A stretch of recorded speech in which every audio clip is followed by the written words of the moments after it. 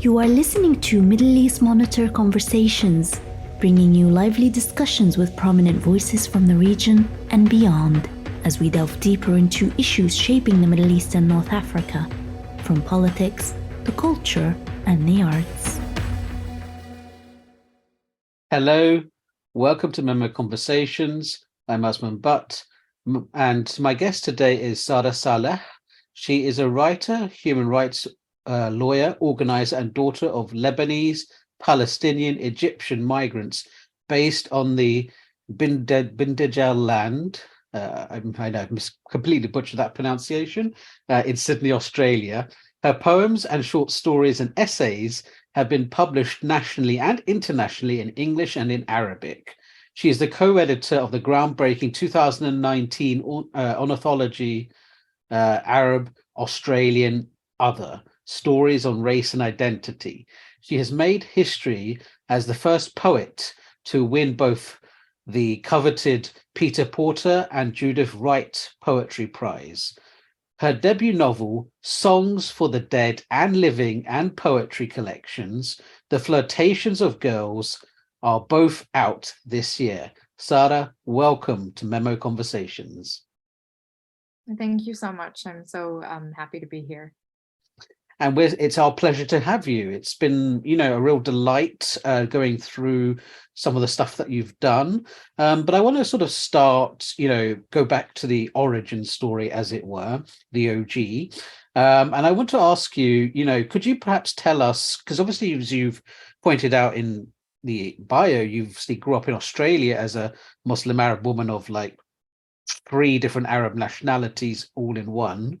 And I wonder, how did this experience of growing up in Australia with these 3 identities plus Muslim identity impact and shape not only your identity, but also your approach to poetry and activism? Well, I think probably it would be remiss of me not to begin with the fact that I grew up between the Middle East and Australia in what we call the War on Terror era, so a context of 9/11, and before that, the Gulf War. And so in the white Australian imagination, we as Muslims were in popular culture, in politics, in papers, we were hyper criminalized and caricatured, seen as, particularly women, seen as in need of saving, this very Orientalist white savior view, and ultimately robbed of our agency. And so growing up in a context where these problematic views were entrenched everywhere, I think really impacted and sort of shaped my want, to better the context in which I was being raised, and better it for myself, better it for my family, for my future children, generations, and so on. I remember the first time, I mentioned I was Muslim to someone because I wasn't visibly Muslim at the time. I wasn't wearing the hijab. I told them that I grew up partly in the Gulf, and their first question to me was if I rode camels, and then followed up by another question of if I was allowed to drive, as though we were all, the Middle East, quote unquote, is a homogenous blob. And so I think that to me was, again, it was very clear to me that there was a very deliberate sort of painting of us in that, extremely Islamophobic way. So even now, just a few years ago, a politician said Lebanese migration to the country was a mistake, and a senator in our parliament advocated for what he called a final solution for Muslims, which of course alludes to Nazi Germany. So this is the kind of in which I grew up. This is callousness which led to the incredibly tragic shooting in Christchurch, or the massacre, I would say. So living here, growing up here, I think one of the biggest things that I wanted to push for and still push for is representation, not to counter the the representation of us or the stereotypes of us as Muslims, not to try and convince anyone of our humanity, but really for myself. I wanted to be able to see myself represented holistically in the complex, way that we are as people. And more than anything, I just wanted to be understood. So that to me comes down to values, right? People who share our vision and our values of decolonizing, of social justice, particularly, an important pillar for Muslims, for practicing Muslims, and who share our vision and our values for love. And just one final point on that I'd like to make, fundamental to these values is recognizing my positionality, that I live and work on stolen land. And so in order to tackle any of the sort of systemic and structural Islamophobia that I mentioned, I've grown up in and that has informed who I am today, you can't begin to tackle that without addressing, the sort of quote unquote original sin of this country, which is that's where you start reckoning our history and the fact that this is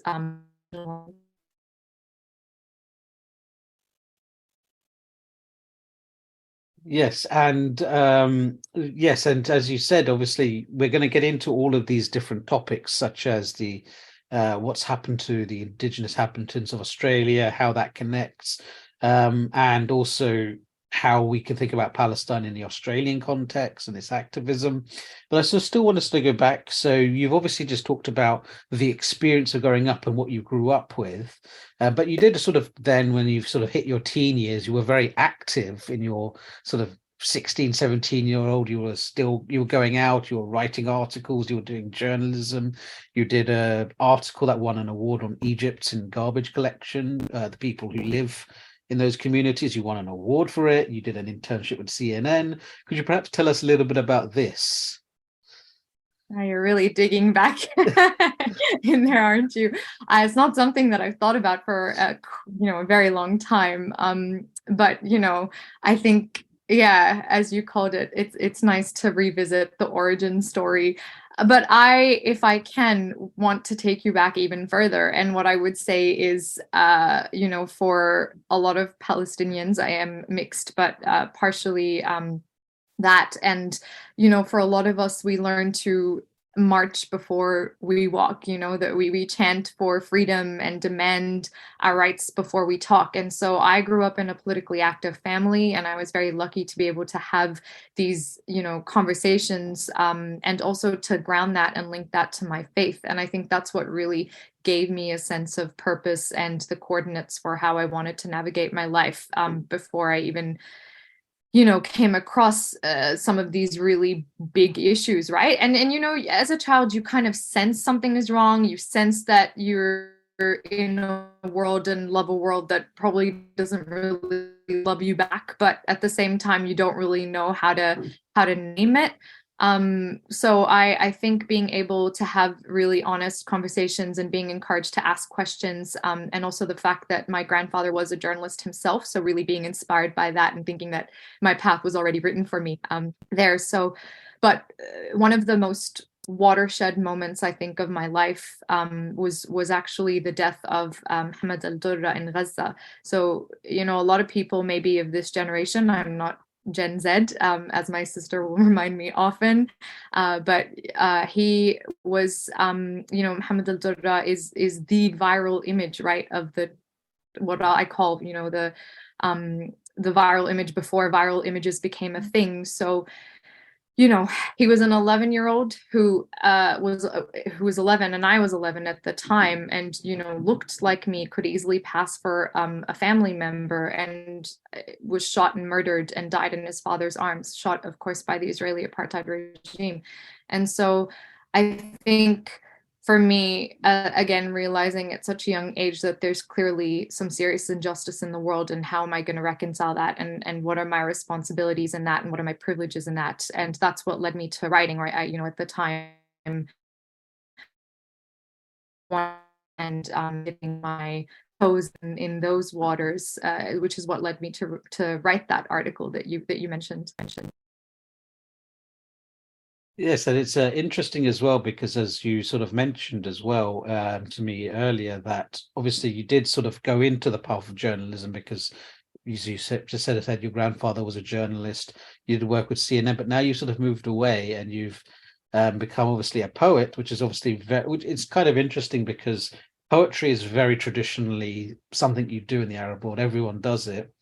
And you also became a lawyer, which is another stereotypical thing for an Arab immigrant to become. So you're sort of transcending two experiences there, one more traditional, one as a result of migration. Encountering the stereotype, quote unquote, I became the stereotype. Yes. And I think it's so interesting that you mentioned that about our heritage, because something that, was very upsetting to me is that a lot of individuals in our community don't see the value in poetry and think it's either just a hobby or something that, we are wasting our time on. But as a matter of fact, as you said, historically, our communities actually regarded poets as some of the highest, I suppose, professions, and political speeches and orators were all actually said in poetry. So for me, it actually has a very, it occupies an important position in our tradition. And the most majestic piece of poetry to me is our holy book. Yes, indeed. It's a very critical part, actually. And so thinking about these connections, what do you think it was about that poetry offered you in terms of making sense of politics, society, as well as racial justice? I've been saying this for a very long time, and sadly, I haven't been able to change my response yet. But I think it's to remind myself first and foremost when I feel most heaviest or disheartened. But poetry, I don't write it because I think it's going to shut down detention centers down the road from me, or free Palestine and bring down, the illegal apartheid wall. That's not poetry's function. But what it is it's actually imperative for us, for our transformative politics is what I call it. So, poetry, as we've just talked about, creates language, and that creates or shapes our thinking, and therefore, that's what moves people into meaningful action. Being able to have this unhindered imagination and expand people's worlds, that's what gets them to move, to take action, to understand that we can change the status quo, that we don't need to accept that. And for me, the most beautiful part of poetry is that you don't need a PhD in poetry or in literature to be moved by a poetic work, and there's something for everybody. If you enter a poem or a story even, or a song, because that's poetry, on one side, and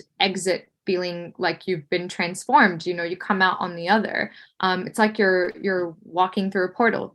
Poetry is a portal. And I think, the poem then has done its job. It's made you feel something. It's transported you. It's transformed you. And to me, that's what actually transforms the world. Transforming people is what transforms the world. Yes, and I think what interests me about the question of poetry, as well as the general culture of, if you can think about arts and in politics, is it sometimes feels as if, some certain art does very well at certain times, right? So if there's a political upheaval in a country, you start seeing people online producing lots of artwork around it. It's very powerful at that moment.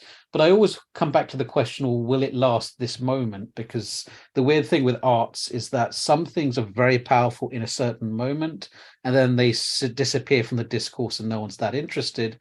But then other bits of art, they can transcend time itself. So I was thinking about Goya's famous paint. I mean, it wasn't obviously meant to be activism, but that famous painting where that guy in a white shirt has his hands held up and there's a gunman pointed at him.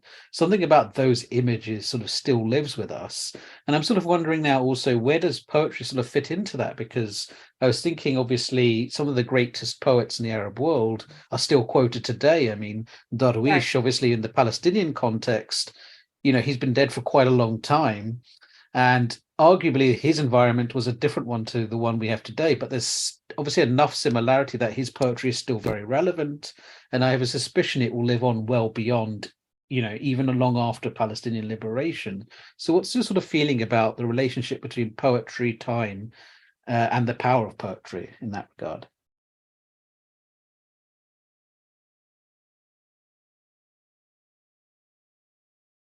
Yes, and I think that you know, I think about the fact that we, as globe, everyone was locked down for a year, give or take, or 2 years. And the thing that really gets me is the fact that we weren't able to go anywhere, do anything, move between places. Everything, we were just completely disrupted and taken out of our realities and put into a confined space, for the most part. And I think the thing that really actually sustained me was art, was poetry. Think about it, was movies, was song. And I think a lot of people would say the same thing, that when in the absence of all those distractions and this sort of constant news cycle, 24-hour news cycle, and constant commodification and hyper everything, hyper, I feel like the minute we actually began to slow down, for better or for worse, it was the arts that sustained us. And so, and amongst other things such as movement, and we all took time to nourish our bodies, but we also took the time to nourish our minds and our spirits and our souls, and that was through the arts. And so for me, it's really about if you want to ask someone to believe something, you need to get them to enter the worlds that they haven't entered before, often worlds of the marginalized, the misunderstood, the misrepresented, and the mistreated. And that demands trust, and that demands courage to be able to open up to that change. And so I think ultimately what you're asking is, in order to get to that point, these are the sorts of values that we need to foster. And that doesn't happen overnight. Yes, and as you we sort of alluded to as well, and you've mentioned, a lot of people don't see the value of poetry anymore, and you get questions around this. But you were starting out in journalism, and you sort of left it. So what do you think it is about, why, obviously, did you leave media, but also what does this new form give you? And you also became a lawyer. So what did these two things give you that, being a journalist didn't give you? You're on mute, by the way. I love storytelling. I've always been a storyteller in one shape or form or another, and always found the challenge in different forms. So I think it was always going to be that, whether it was through poetry, prose, journalism, and so on. But I think the thing that bothered me about journalism is that I was writing to someone else's parameters, and I wanted, at least in my experiences, and I wanted to be able to choose what and how, what I wrote about, how I wrote about it, and why I wrote, and not just be determined by commercial goals and restrictions. And jokes on me, I still have commercial goals and commercial restrictions that I have to pay attention to. But I feel like at least I'm choosing that now, and I'm not confined by someone else's agenda. And to be very clear, I grew up where I am and was living in Australia at the time. And not sure if you're aware of the media context in Australia, but it was very white, very uniform, very monotone for a very long time, and monopolized by Murdoch. And so for me, it was a real hostile place, and I didn't want to be part of that. And I didn't want to perpetuate the harm that it brought, the media and certain elements of the media in particular, the harm that they were perpetuating against marginalized communities, particularly First Nations communities, Arabs and Muslims. Having said that, I do think there's something to be said for those who are wanting to work within those spaces, to be able to change things slowly, but I'm a lot more impatient. Impatient indeed. And this actually bleeds very nicely into my next question, which I'm going to divide up into two parts. So I want to just, perhaps if you could talk us through, what is the situation like for Indigenous peoples in Australia? Obviously they are not, as you've said, Australia is, the media of Australia is dominated by people who are white and male. Most of the country is obviously a result of colonization, and most of the population is actually European now, of European descent, particularly from England. So what has been the situation and experience of Indigenous peoples in Australia, both past and present? I think there are obviously, well, there's a lot to say, of course, on this, and I just want to be mindful that I myself don't identify as Aboriginal or, Torres Strait Islander, and I speak from my perspective and from my privilege, but also always in solidarity with First Nations here in Australia. So it's just important for me to, I guess, put that forward. So-called Australia, as you mentioned, is a settler colony, and it was founded on the genocide of Aboriginal people. And I think it's safe to say, blanket statement, that ever since, this country has operated state machinery, whether law, politics, or otherwise, other institutions, in service of, destroying a people that absolutely won't go quietly. And racism and anti-Blackness permeate the fabric of this country. There have been countless policies enacted against Aboriginal and Torres Strait Islander people in order to erase them from this colony, and when that didn't happen, a slow strangulation. So the practice of land theft is obviously quite a big one, but there was also a policy, what we call now the stolen generation, and so a policy of Aboriginal children being forcibly removed from their families. To this day, Aboriginal people are overrepresented in custody, in jails, in the juvenile justice system, and they die at the hands of the police. And so, deaths in custody is a very serious ongoing issue, and something that is wholly ignored, despite countless report after report, and advocates and staunch Indigenous people coming to push that issue. It's still that there has been no resolution and no addressing of these grave injustices. And of course, poor access to health, education, sort of services that any community needs to prosper and to thrive. And I say this to point out that these are structural issues that are deliberately designed this way to exclude and oppress First Nations people.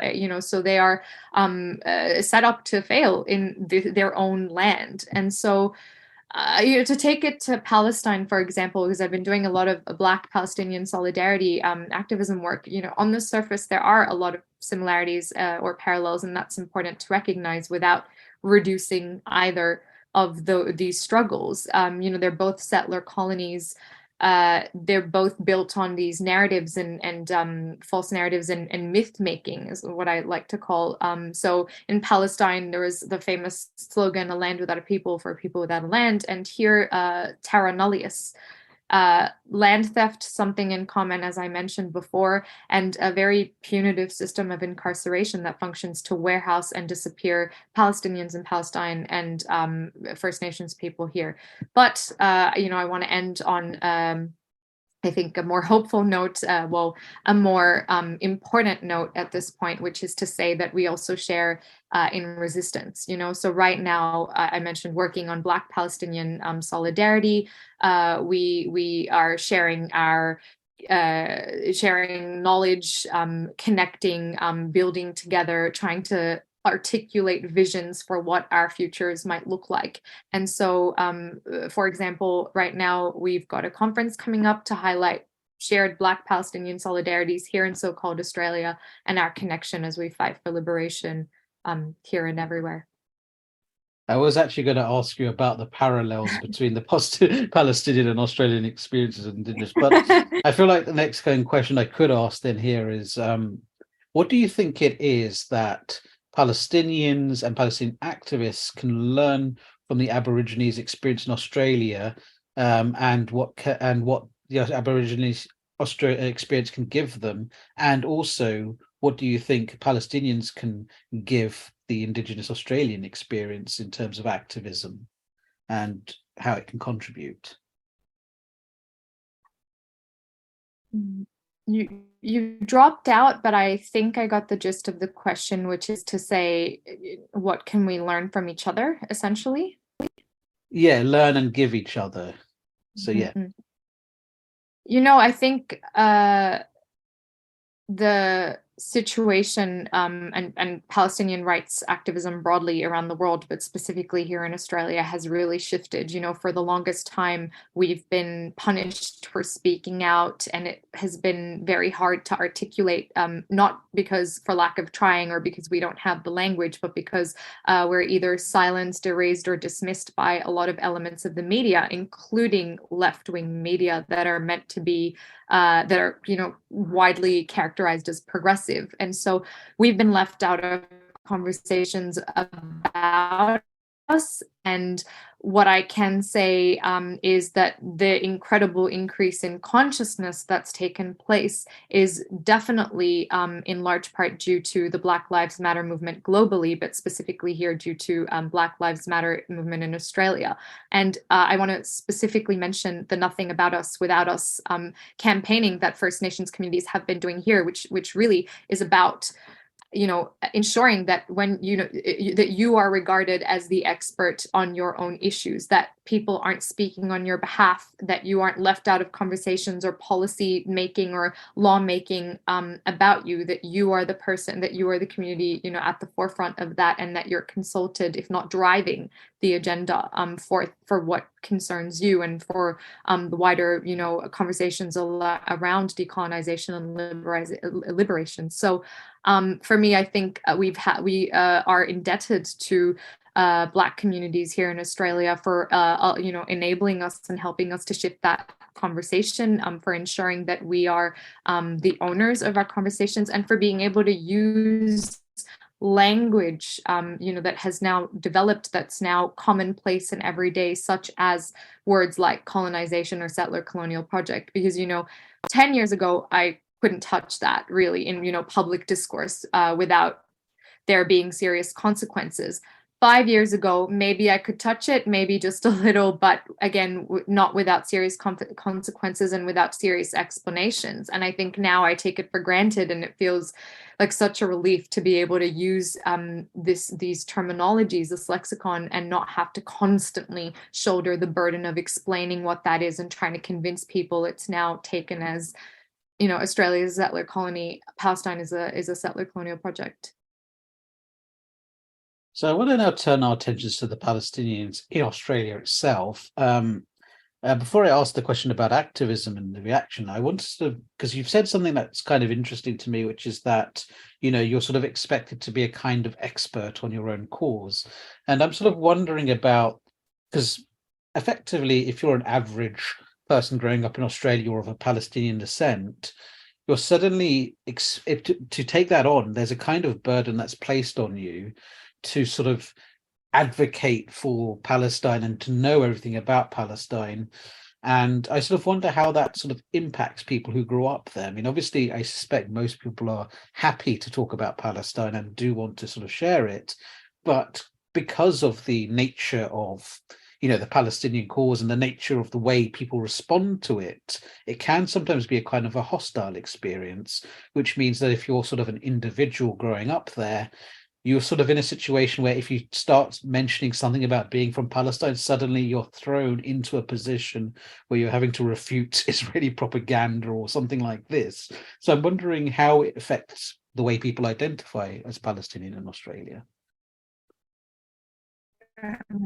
I think that probably would have been pertinent years ago, but I think now at this point what's really happened is actually it's a breath of fresh air, really, because we've been able to use, as I said, the shift in consciousness and understanding of the context here and the context in Palestine as an entry point for more conversations and to elevate really the conversation beyond, as I said, just really trying to explain or convince people of what's happening.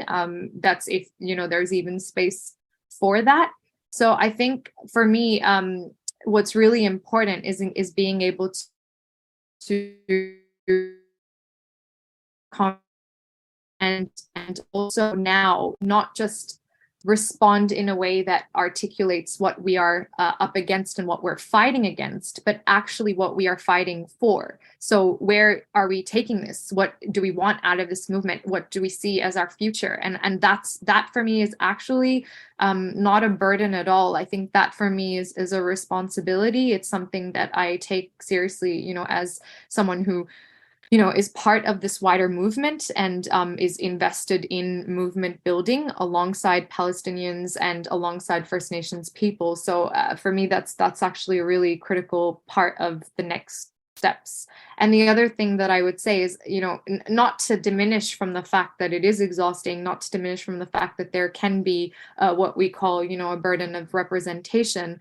But I think what I have really drawn strength from and grounded myself in, first and foremost, is, of course, my faith. But in addition to that, is a community and is like-minded people who have been leading the way on this fight. You know, my teachers and my mentors and the communities, First Nations and Palestinian leaders and elders who have been leading this fight for years and years and years. So I'm really proud to be able to be in that alongside them, learn from them, and be supported and guided by them, and hope that we can offer that to other Palestinians who are up and coming. So now talk to us about Palestinian activism in Australia. What does it look like, and how has sort of government, media and society sort of responded to it? And as I mentioned, the fact that there has been, you know, this shift is certainly palpable. But of course, you know, it didn't come out of nowhere, and it's something that even though it's at the forefront, you know, it has come at a great cost to us. You know, a lot of time, a lot of energy, a lot of resources to be able to push that on the agenda. I want to bring a particular campaign to this conversation, and maybe that might answer your question. But about 18 months ago, I think it was, we found out, maybe a little bit before that, but we found out that a prominent, probably the most preeminent arts festival in Australia was accepting funding from the Israeli government. And it was a fairly sizable amount, but regardless of whether it was $1 or whether it was 20,000, which it was, we were concerned with the fact that, you know, this arts institution, which is meant to be not only a safe space for all artists, inclusive and you know, sort of fostering a space for all of us, but is also an institution or, you know, an event that holds itself in high regard in terms of the values that it espouses, that it's anti-colonial, that it's, you know, pro-justice and so on. And so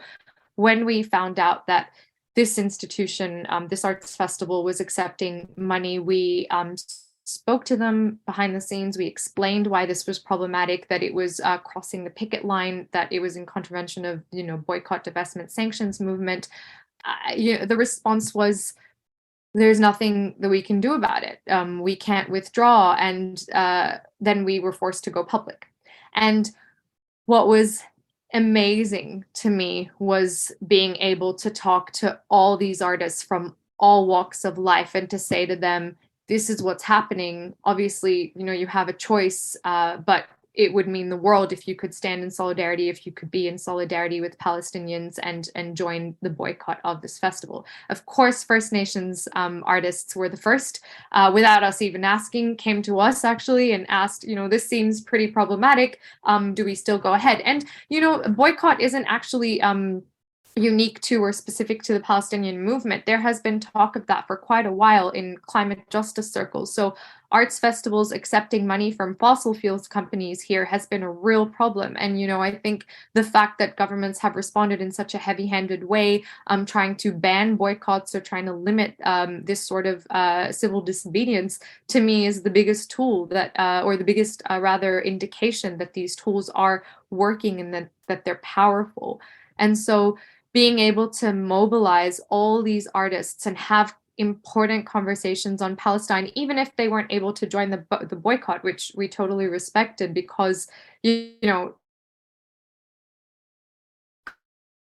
out of COVID world, times were hard, but we got a lot of support and were able to again move the conversation beyond and really forge these connections with artists and advocates and activists in the community to be able to advance the cause for Palestine. And I think seeing that shift, and then having, after a very long campaign and a very long, a public campaign and long back and forth conversations, have the festival concede and review, and a year later come back and say we will not be accepting any funding from any problematic governments, aka Israel being one of them, was a massive win, and something that, as I said, it's been a breath of fresh air. We obviously can't exist for too long. There's much work to do, but certainly I feel heartened and enlivened by it all. Yes, and I've got sort of two more questions left. So my next question was going to be, for a lot of young people starting out or doing Palestinian activism or activism on the issue of Palestine today, especially in Australia, but could be elsewhere, what top advice would you give them? The thing that you think they should remember, and sort of to help them get through this time, especially if they're sort of starting out or quite new to it? I mean, I really wish there was like a manual on these things, because it certainly would have helped me in sort of fumbling my way through things for a very long time. But I think what helped me most was talking to other, Palestinians and other activists beyond our community as well, and just listening and learning from them, and kind of really absorbing everything that they, I guess, had to offer, because I think that it would be a mistake not to say that, again, we're here because of our, their work, and because we stand on their shoulders. And for me, it's really important to be able to acknowledge that, to have that, and that continuity is what also gives us this, the strength and the steps for our way moving forward, for the present and for the future. So that would be one thing. And then the other is just to not burn out. A lot of us have been running on empty for a very long time, and it really saddens me to say that, whether myself or others, but having each other to lean on, being able to have that support has been really instrumental for our own mental health, because it is exhausting. And there's a lot of lateral violence, and there's a lot of internalized issues. Let's not pretend that our communities are perfect. We have so much to work on as well, be it misogyny or the anti-Blackness that we are also needing to confront. But and those things are there's a lot of work to do. But having said that, I think I'd much rather also be focused on, as I said, the positive visions and what we need to move forward. What are we fighting for? What are we creating? And I don't want to spend my life responding and reacting and being punished for wanting a better world. And lastly, so, we've talked a lot, to sort of bring this back as well. We've talked about your poetry and so on, but I'm sort of curious, because obviously you would have been inspired by certain poems and certain poetry. So many. So I'm wondering if you could sort of give us your top, poets 100? or poems. Top 100 poets. Done. brevity is really needed here. So who are the top poets and poems that have inspired you and you think people should check out? Putting me in a very difficult position. I think I would start that list by, mentioning First Nations poets, including Janine Lane. So Janine Lane has some amazing work out there, and is a preeminent poet who also was one of the first, if not the first, correct me if I'm wrong, to put out a book of poetry that was in First Nations languages, which is a really critical feat in our literary landscape. So I really want to mention her. I think other poets that I love, you mentioned Mahmoud Darwish, of course, so that would, for me, he would be one of them. Gwendolyn Brooks is one, June Jordan. You've got, I know you said a few, so I'm gonna just give you two more. I wanted to show you, got Evelyn Araluen, who's also another First Nation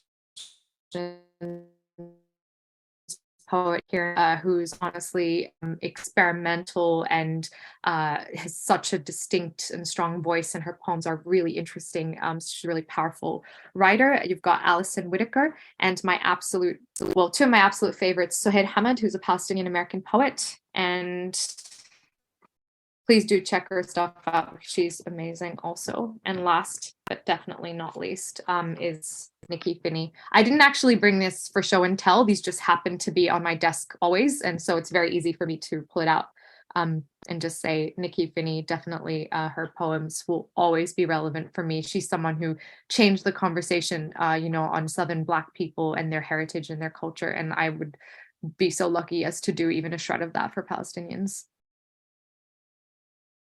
Sara Saleh, well, thank you for talking to us at MEMO Conversations.